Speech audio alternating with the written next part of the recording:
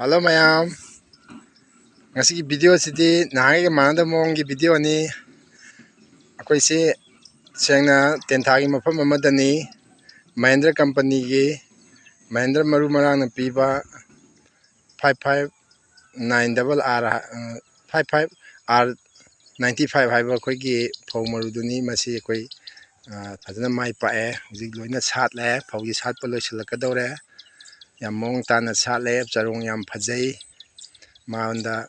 koi labor yamna ka hena changde fajana dum lokani haibagi thajaba leire yengbiu mayam hujik phause yam fajana satlabani adu loinamak thungna sattaba khara haibdi salakadaba watpa khara amasu yauri mapung phana satpa loidri charung si yam ma sangna thingkalai atai jigai mai manade masi akoi manipur laiba farmer singna pambiba haibadi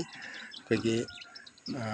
double cropping hai tare marakta lokpo phaugi damaktadi masigi marusi khwaidagi phare hana khanjai masi yengbiu mayam